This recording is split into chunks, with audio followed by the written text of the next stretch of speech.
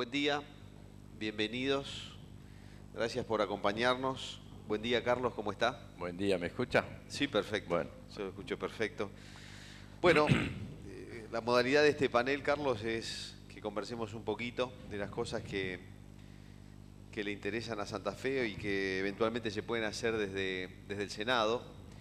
Pero la verdad que para ponerlo en contexto, a mí me gustaría empezar, Carlos, conociendo un poco su punto de vista sobre lo que está pasando hoy en la Argentina, ¿no? Hace pocos días atrás, una decisión que a mí particularmente me sorprendió, yo no la esperaba, sinceramente, que es que la justicia tucumana anule las elecciones. Y si bien había un montón de irregularidades, la verdad que yo era incrédulo en ese sentido. Y no sé bien el panorama que se abre a partir de ahora, pero pone un poco de incertidumbre, inclusive en las elecciones de octubre. Pero más que mi punto de vista, creo que a todos les interesa conocer el suyo. Bueno, ante todo, buenos días para todos. Recién alguien me consultó de qué es lo que pensaba del tema Tucumán. Obviamente uno lo sigue desde la provincia de Santa Fe o de donde nosotros vivimos. De entrada se nota claramente que es un acto electoral que está manchado por irregularidades, ¿no es cierto? O sea, desde lo que uno vio desde el principio, desde la quema de urnas, un tema muy llamativo, que no coincide lo que mandan los presidentes de mesa, el certificado de la mesa no coincide con lo que imprime el correo. La verdad que ahí es alguien que está trabajando en el correo que cambia la cifra que viene de la mesa. Eso la verdad que eso es inconcebible dentro de un acto electoral. Claro, porque daba la impresión que cualquier cosa que pudiera pasar en las elecciones tenía que pasar ahí en la mesa, ¿no? Cuando se recontaba. Claro. Pero ahora parece que todo el hilo, todo el procedimiento está en jaque. Da esa impresión. Claro, hasta ahí da la impresión de que en la mesa, el presidente de mesa, los fiscales de cada partido firman, cada uno se queda con el certificado de la urna de la mesa, pero acá la duda que entra es si es cierto que el correo cambia la cifra. Vamos a suponer que en la mesa salen 250 votos y el correo pone otra cifra. La verdad que si eso es así como lo han pintado o como lo pinta Cano, la verdad que ahí sí estamos en serias dificultades, porque ahí el acto electoral es correcto. Todos los que actuaron en la mesa, los que certificaron, trabajaron, estuvieron todo el día en el acto electoral, pero de última hay alguien en el correo que le cambia la cifra. Ahí sí entramos en una situación de enorme complejidad. Así que el acto en sí, por lo que uno va mirando desde acá, ya no arranca bien, arranca mal, que es el acto más importante de la democracia, el acto de cuando la gente va y se pronuncia por un candidato. Carlos, ¿usted cree que esto es una situación excepcional o que puede haberse repetido en el pasado o podría repetirse en el futuro inmediato? Así como están las cosas. Lo que uno observa, lo que comentan que ha pasado en Tucumán es la cantidad de candidatos que existían en estas elecciones. O sea que creo que había 25.000 candidatos. Entonces todos argumentan que está la cantidad de candidatos que existieron porque hay colectoras, un tema de enorme complejidad, pero lo estamos analizando a la distancia. Nosotros desde Santa Fe uno lo puede analizar a la distancia, por lo que uno como lo comentan los actores del terreno, como el caso de Cano, la verdad que uno se sorprende por las cosas que cuenta, pero hay muchas diferencias, diríamos, en provincias, sobre todo las provincias que tienen mucho asistencialismo. Se nota, diríamos, la presión que ejerce, diríamos, unos gobiernos que son de muchos años, que están, Tucumán, Formosa, son unos ejemplos claros diríamos, de caudillos que gobiernan su provincia, ¿no? O sea, el acto en sí ya está manchado ahora. Ahora viene otro problema, que dicen, bueno, ahora el 29 de octubre que creo que se vencen los plazos legales de las actuales autoridades. Entramos en un tema legal complejo. El gobernador declaró que no se pueden hacer las elecciones rápidamente. El gobierno nacional habla de una supuesta intervención. La verdad que todo los comentarios que se van haciendo no son nada positivos. A nivel nacional la oposición marcó muchas dudas, especialmente en el cinturón del conurbano bonaerense e inclusive está acercando a las autoridades electorales propuestas para tratar de acotar el margen de error. Ahora, hablando con el diputado Negri de la Unión Cívica Radical, me decía, no estamos totalmente tranquilos, pero estamos tratando de acortar el margen de error, ¿no? Entre comillas, el error. ¿Usted qué opina sobre esto? Bueno, el conurbano bonaerense, diríamos, tiene sus 3 sesiones y siempre las elecciones en el conurbano bonaerense son elecciones de gran aparato, hay una gran cantidad de electores, los aparatos en la provincia de Buenos Aires tienen muchísima importancia. Yo he conversado con candidatos en pasos anteriores, en las pasos, ¿no es cierto?, anteriores, y me dicen que los actos electorales, diríamos, en determinados momentos de la noche son extremadamente complejos y peligrosos en la provincia de Buenos Aires. El 39% de lo que se decía en la provincia de Buenos Aires tiene un impacto fenomenal a nivel nacional. Sabemos claramente que la provincia de Buenos Aires es la madre de todas las batallas, es así, pero es una provincia con una cantidad enorme de aparato, donde todos estos años el aparato ha funcionado bien. Visto de afuera, la política en Argentina se ha ido deteriorando, desde mi opinión, desde mi punto de vista. ¿Qué cosas cambiaron en la política argentina desde que usted se incorporó a estos días? Diríamos que en estos años, yo empecé hace muchos años, hace exactamente el 8 de septiembre, son 24 años. Yo era una persona como las que pueden estar acá sentadas, era una persona dentro de lo que permite la Constitución, el derecho a elegir y ser elegido. Por esas cosas de la vida, yo salí electo en la provincia de Santa Fe, para alegrías de uno y tristezas de otro, pero bueno, así fueron las cosas, fue lo que la Constitución provincial nos permite a cada uno de los que estamos aquí, el derecho a elegir y ser elegido, haya participado o no haya participado en política. Así que he visto muchísimas cosas en la política. Lo primero, cuando uno ingresa a la política, evidentemente tira la honra a los perros. Es el dicho que lo vamos viendo cotidianamente, o sea que hay que estar muy preparado en el tema de aguantar todo lo que viene, ¿no es cierto? Y en estos casos hay mucha gente que uno lo quiere invitar a participar en política y cuida mucho. Y no quiere. Su vida, su privacidad, su familia, su trabajo. Se habla mucho de los carpetazos. Claro, ¿no? Cuando usted traspasa el umbral de la política, entra en otro mundo. Así que hay una serie de cosas que usted la tiene que dejar en la puerta y una vez que la traspasó, tiene que estar dispuesto a todo, que es lo que vamos viendo cotidianamente, que pasa.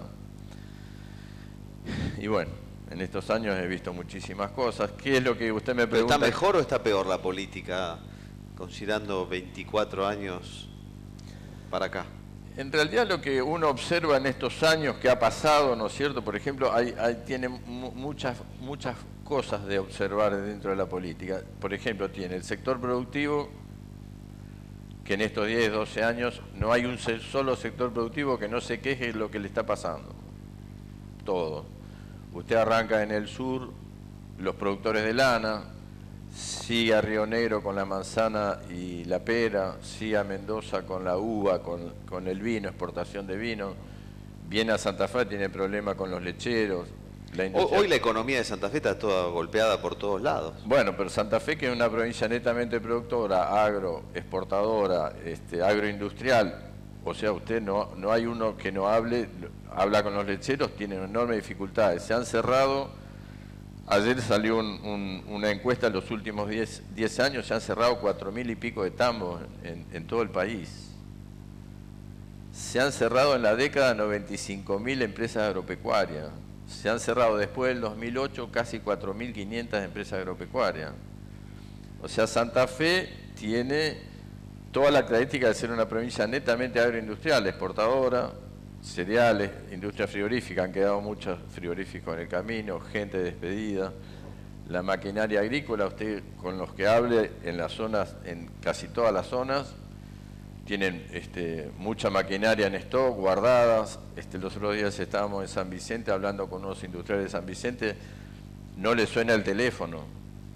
para preguntar. Entonces dice, yo tengo una estructura, me lo dijo claramente, dice, tengo una estructura de casi 1 millón de pesos mensuales que yo tengo que pagarla, ahí no está el Estado que endeuda o emite, ese hombre tiene que ir y pagarle a la gente que tiene. Entonces, insisto, tiene el arroz, el algodón, o sea, todos los sectores productivos están con enormes problemas. Después tiene los sectores que dependen del Estado, con planes asistenciales, que hay una gran campaña a que van a perder todo lo adquirido, sobre todo los planes de asistencia social. Ese es un tema que se lo preguntan a muchos candidatos a presidente, sobre todo a Macri, le insisten mucho con este tema, si es cierto que él va a cortar con los planes sociales. Y la verdad que es un tema, la asistencia o la asignación universal por hijo, que hay casi 4 millones de beneficiarios en el país. Esa fue una idea original de Elisa Carrió, sí, de hace muchos años, ¿no es cierto? Y Elisa Carrió planteó claramente este tema y lo propuso en el Congreso, y sin embargo el oficialismo no le dio lugar, ¿no es cierto? Después la presidenta lo saca como un derecho y por un decreto de necesidad y urgencia, y así transcurrió hasta hace más o menos 3 meses, que salió en el Senado por unanimidad y en el diputado salió también por unanimidad. O sea que ya es una ley, son derechos que tienen las personas, así que no hay nadie, salvo que mande una ley para cambiarlo o derogarlo, no veo ninguna posibilidad. Además no veo desde el punto de vista político que nadie esté en condiciones de avalar un proyecto de ese tema, teniendo en cuenta que es ayuda de tipo social a gente que lo necesita. Carlos, la economía de Santa Fe, por lo que estamos repasando, tiene todos sectores golpeados. Sí. ¿Y cómo está la política en Santa Fe? Bueno, Santa Fe ya tuvo su acto electoral, que también fue un acto polémico, con diríamos, un resultado muy justo. También Santa Fe tuvo sus inconvenientes en cuanto a la polémica que se generó. Fue picante la campaña. Yo había tenido un problema parecido en las elecciones del año 95, muy parecido. Yo era gobernador y cuando nosotros empezamos lo cuento esto como anécdota, ¿no es cierto? Nosotros empezamos a esperar los resultados que se iban a transmitir desde un centro de cómputos desde Rosario hacia Santa Fe. Se empezaron a demorar mucho el envío de datos. Pasó mucho tiempo, eran las 1, 2, 3 de la mañana y los datos no llegaban. Entonces inmediatamente empezó un rumor acerca del escrutinio, de la parte de computación y todo eso, y el rumor se fue acrecentando y los datos nunca llegaron. Nosotros sabíamos que era una elección muy cerrada, que la diferencia iba a ser muy justa entre los dos candidatos, y no esperamos mucho tiempo. Creo que reunimos a todos los partidos en la madrugada y tomamos la decisión de desconocer el escrutinio provisorio y ir al definitivo, que generó mucha polémica en aquella época, pero no teníamos otra alternativa, porque ya entrada la madrugada quedaba la sospecha de que algo había pasado. Pero no es la primera vez que en Santa Fe se habla. Bueno, pero le cuento esto como anécdota porque tiene que ver con lo que con lo que usted me pregunta. Ahora, en este caso, lo que aconteció en Santa Fe también fue una elección muy cerrada. ¿Pero es confiable el sistema electoral en Santa Fe? Me refiero al recuento de votos. ¿O también puede tener fugas, por llamarle de alguna manera?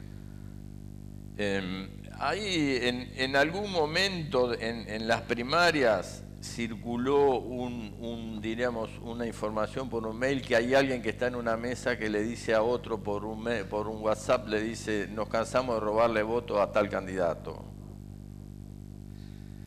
El tema de la boleta única es un tema interesante, pero el tema de estar en la mesa con la virome en la mano es un tema de mirarlo con mucha atención. Hay que estar muy atento a la persona que está en ese control, porque ahí, en cuanto pueda haber un descuido, usted tiene una virome en la mano, puede señalar claramente en una que no haya una cruz en determinado momento o agregar otra. hay que estar muy atentos, no se olvide que hay 7.000 y pico de mesas. Le digo a alguien que participó, diríamos, del acto electoral, que está desde las 8 de la mañana hasta entrada a la madrugada, de lo atento que hay que estar en ese momento. Bueno, después pasa lo mismo, que se entra a sumar por computación todos los datos que van llegando de las mesas. Ahora, al haberse dado esta situación polémica en Santa Fe, quizás, eso es un tema que decide la justicia electoral, quizás hubiesen tenido, para estar más tranquilos todos, porque hubo mucha polémica, haber abierto algunas urnas más. Haber abierto, no sé, de 7.000 y pico de urnas, haber abierto 2.000, 2.500, para que estemos todos más tranquilos. Yo no veía ningún tipo de objeción a abrir más urnas, pero bueno, ahí se generó mucha polémica. Y pasó lo que pasó, pero quizás para haber abierto 2.000 urnas para decir, bueno, coincide lo que dice el certificado con lo que dice la informática, a lo mejor nos hubiese dejado más tranquilos a todos y hubiese convalidado más al ganador. Estoy dando una opinión mirándolo desde afuera. Carlos, ¿cuál es su balance de todos estos años en el Senado y cuáles son sus propuestas para lo que viene? Mire, la situación en el Senado de la Nación estos años, a raíz del conflicto que nosotros tuvimos en el año 2008, no fue una vida alegre y placentera, diríamos. A partir del 2008, que se da aquel resultado del voto empate de Cobos, el kirchnerismo tomó aquel desafío de la 125 y marcó claramente el camino a partir del 2008 hacia adelante. O sea que una característica del kirchnerismo es que cuando alguien lo enfrenta, lo pone en la vereda de enfrente, ¿no es cierto? Y lo transforma inmediatamente en un enemigo. O sea que lo estamos viendo en cosas que van pasando cotidianamente. Eso es lo que nos ha acontecido en el Senado en estos años, donde el kirchnerismo ha tenido una mayoría absoluta todo el tiempo, o sea, tiene 32 votos propios más 5 aliados. La última vez que hubo alguna situación conflictiva en el Senado de la Nación fue aquella vez en el 2008. Nunca más, salvo... Se cerró el Senado después prácticamente. Salvo el día que quisieron enviar diríamos, al nuevo procurador a reposo, que en la mañana parecía que tenían los votos y al mediodía no los tenían, retiraron el pliego. A partir de ese momento es como dicen normalmente, es prácticamente una escribanía, ¿no? Usted está sentado, lo que cuenta, para que la gente lo entienda, lo que sirve en el Congreso son los votos, lo que vale son los votos, y cuando va algo adelante, lo que mandan son los votos, ¿no es cierto? Las comisiones las tiene el kirchnerismo absolutamente con mayoría en todas las comisiones, y las comisiones que maneja, por ejemplo, alguien de la oposición como Morandini o Laura Montero, cuando citan a reuniones de comisión, no le dan el quórum, No así que no estos años ha sido, diríamos, uno está sentado, observa cómo se mueven las cosas, pero en eso el kirchnerismo es implacable, inflexible, y usted toma una actitud. En el caso mío, como yo representaba a la provincia de Santa Fe, el tema de la 125 afectaba mucho a productores de la provincia de Santa Fe y de muchos productores de todo el país. Sin embargo, usted toma una actitud de ese calibre para defender a la gente que usted eligió, el poder político lo pone en la vereda de enfrente, y si usted necesita en estos años una aspirina que le den, olvídese de la aspirina, ¿no es cierto? Entonces, así son las cosas dentro del Senado. Hablo de lo que a mí me tocó vivir. Y en las cuestiones que no son tan de fondo ni tienen este protagonismo nacional, que son más para Santa Fe, ¿qué se puede hacer desde el Senado y desde el Congreso en general? El Senado en particular, pero el Congreso en general. Yo esto es una crítica que le hago a los legisladores santafesinos, sí. Es decir, en algunas circunstancias podrían haberse juntado para defender mejor a Santa Fe, que son temas más puntuales. Yo en ese aspecto, por ejemplo, el gobierno de la provincia de Santa Fe En el aspecto institucional, cuando hay que defender algo para Santa Fe, yo soy un soldado de la causa. O sea, en el caso de la provincia de Santa Fe, hizo una presentación el gobierno de la provincia de Santa Fe hace unos años, porque en la provincia de Santa Fe no transfirió la caja de jubilaciones. En estos días creo que el doctor Villa está volviendo con el tema. Exactamente. Entonces, le están detrayendo el 13% del aporte de la jubilación, y eso en plata es muchísima plata. La provincia de Santa Fe hizo una presentación, el gobierno de la provincia de Santa Fe hizo una presentación ante la Corte Suprema. Yo, como representante de la provincia de Santa Fe, me hice presente el día que estuvieron en la Corte. O sea que en esas cosas, institucionalmente, tenemos que trabajar para Santa Fe, ¿no es cierto? Eso tiene un apoyo irrestricto de mi parte. Ahora, si usted me dice, ¿qué puede hacer usted para Santa Fe en el marco de un, diríamos, ámbito legislativo donde no tiene los votos? Usted puede prometer muchísimas cosas, ¿no es cierto? Pero después si las una cosa es prometer para la tribuna y otra cosa es que las cosas se cristalicen. Las cosas, como yo le transmito lo que yo viví, mi experiencia de estos años adentro del Senado, en el microclima que hubo en el Senado a partir de la 2008. Hubiese sido quizás más fácil, traicionando a los santafesinos, en las 2 horas finales que faltaban para sentarse en la banca.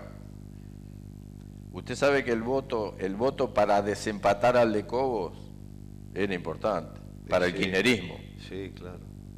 Ese voto era un voto que para el kirchnerismo valía oro. Oro, euro, lo que usted quiera. Franco suizo.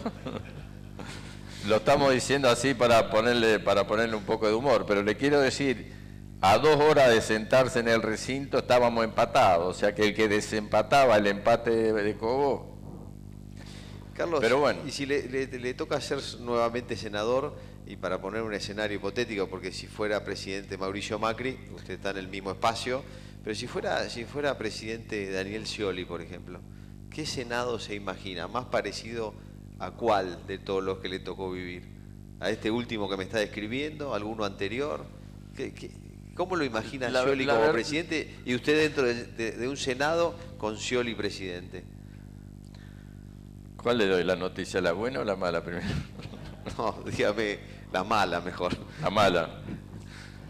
Si usted analiza el resultado de las PASO, en lugar de tener 37, el Frente para la Victoria tiene 41. O sea que está con más mayoría que el actual. O sea, tiene más mayoría que el actual. De cualquier manera, sea el que sea presidente, nosotros tenemos la sensación de que va a tener que dialogar un poco más. Si es Macri presidente, le estoy pintando el cuadro que va a tener en el Senado de la Nación, con la elección PASO, 41 votos en contra. O sea que diríamos que el jefe de gobierno, Mauricio Macri, en la capital federal, en la legislatura de la capital federal, no tiene mayoría. O sea, todos estos años ha gobernado la capital federal con los votos de la legislatura, no tiene mayoría, o sea que ha tenido que consensuar el proyecto. La lógica es que el que sea presidente, por lo menos tener un diálogo más fluido, y da la impresión de que lo que viene en la Argentina se orienta más a tener un poco más de consenso, a conversar más, a respetar más y no diríamos al cachetazo puro, ¿no es cierto?, como fueron todos estos años. ¿El gobernador Scioli usted lo conoce bien, Carlos, o poco? Sí. Sí, o sea que yo he estado en el Senado cuando Scioli era vicepresidente, o sea, la fórmula Kirchner, Scioli fue vicepresidente, o sea que... Pero bueno... ¿Y quién es Scioli? ¿Cómo es Scioli? Diríamos que lo que uno observa desde afuera es que es una persona que ha tenido una gran capacidad de aguante. O sea que otra vez se ríen. Se ríen todos. Bueno, ponemos un poco de... Cortamos un poco. ¿Por qué digo esto? Por lo que uno observa, o sea que uno puede observar, uno lo puede conocer pero después puede observar las cosas que pasan en lo público cotidianamente. Entonces, en un principio daba la impresión que el kirchnerismo duro hubiese preferido diríamos, un paladar negro del kirchnerismo puro para participar en estas elecciones. Esa daba la impresión hace un tiempo atrás. En ese periodo dio la impresión en algunos actos públicos que Scioli no la pasó bien siendo gobernador de Buenos Aires. Bueno, pasó lo que todo pasó. Alguien dice o se comentó que, por ejemplo, el que lo acompaña ahora vicepresidente fue el creador de la fórmula, o sea, de la candidatura de Randazzo. O sea, la usina que preparó la candidatura de Randazzo era Zanini. Zanini termina siendo candidato. Por eso le pregunto. Elegido por Scioli, se supone. Por eso le pregunto sobre Scioli, las dudas son. ¿Cómo? ¿Qué Scioli, no? Esas son las dudas sobre Bueno, Scioli. Las dudas sobre Macri es si gana Macri, podrá gobernar, no podrá gobernar. Hay dudas sobre todo candidatos, sobre Massa, llega, no llega. Ahí, como ejemplo, ¿qué se dice con respecto a lo que usted me consulta? ¿Qué se dice?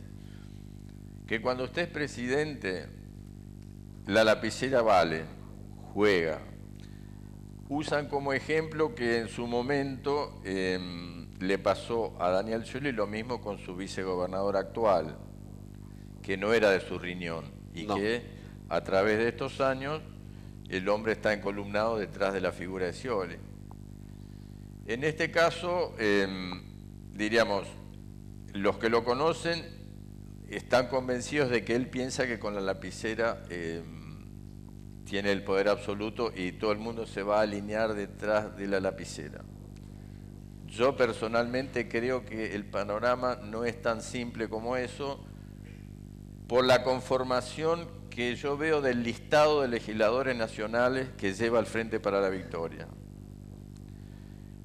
Todos los candidatos a senadores nacionales del Frente para la Victoria o del kirchnerismo, si usted quiere decirle, porque es más que es kirchnerismo puro, ese listado está hecho pero con el lápiz, le sacó punta al lápiz, lo hace Cristina Kirchner.